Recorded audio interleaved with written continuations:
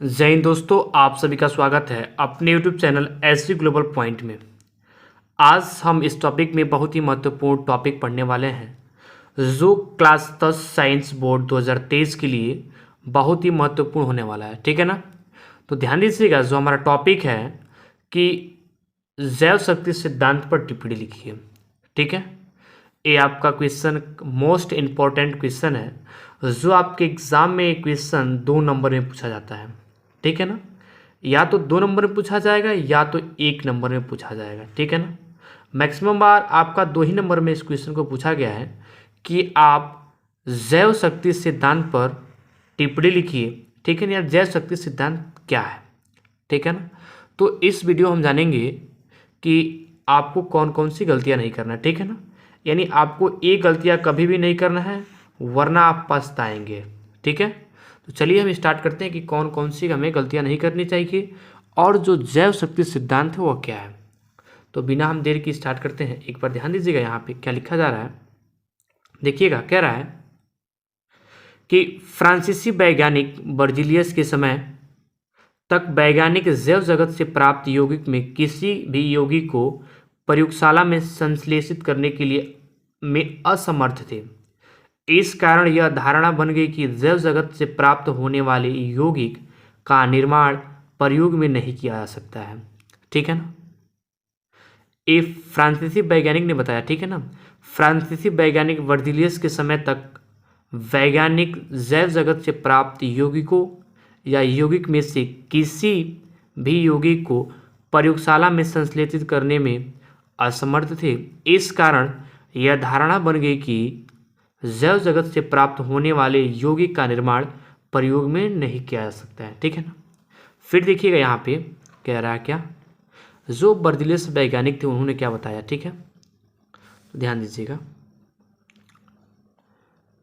Berzelius ने इस धारणा पर आधारित जैव शक्ति सिद्धांत का प्रतिपादन किया।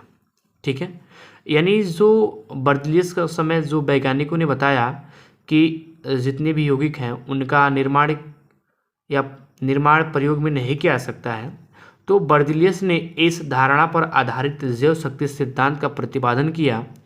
इस सिद्धांत के अनुसार, ठीक है ना, आपको यहाँ से लिखना है। अगर आपके एग्जाम में आपके क्वेश्चन पेपर में पूछता है कि जैव शक्ति सिद्धांत क्या है, अगर 2 नंबर में पूछना है तो आपको देखिएगा, अगर 2 नंबर का क्वेश्चन पूछता है 2 नंबर में तो आपको ये भी लिखना पड़ेगा।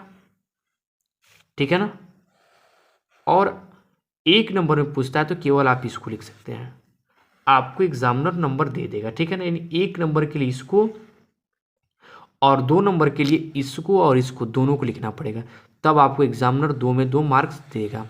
ठीक है, तो फिर देखिएगा, बर्जिलियस ने इस धारणा पर आधारित जैव शक्ति सिद्धांत का प्रतिपादन किया। इस सिद्धांत के अनुसार जैव जगत में प्राप्त होने वाले यौगिक के निर्माण में जैव शक्ति की उपस्थिति आवश्यक है। ठीक है, इस सिद्धांत का मुख्य आधार यह था कि कार्बनिक यौगिकों का निर्माण जीव जंतुओं और पेड़ पौधों द्वारा प्रकृति में ही संभव था। ये जो आपका है जैव शक्ति सिद्धांत है। ठीक है ना, जैव शक्ति सिद्धांत,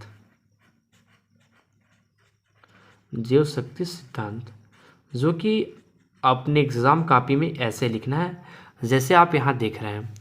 ठीक है, तो एक बार और मैं आप लोग बता दूं कि जो आपका जैव शक्ति सिद्धांत है आपके एग्ज़ाम के लिए काफ़ी मोस्ट इम्पोर्टेंट क्वेश्चन है, जो आपके एग्ज़ाम में मैक्सिमम बार इस क्वेश्चन को पूछा गया है कि आप जैव शक्ति सिद्धांत से क्या समझते हैं।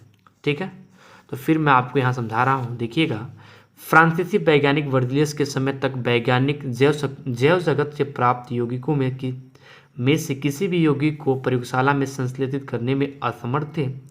इस कारण यह धारणा बन गई कि जैव जगत से प्राप्त होने वाले यौगिक का निर्माण प्रयोगशाला में नहीं किया जा सकता है।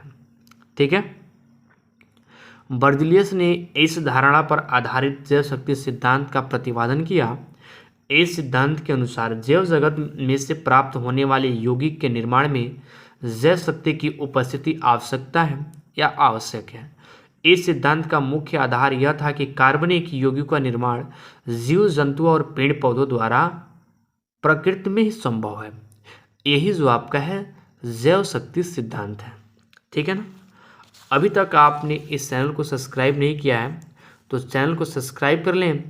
और वेरी इंपॉर्टेंट, ठीक है ना, क्वेश्चन को आप मेरे इस YouTube channel SG global point के द्वारा आप क्लास 10 के लिए बहुत ही महत्वपूर्ण क्वेश्चन को पा सकते हैं, ठीक है ना।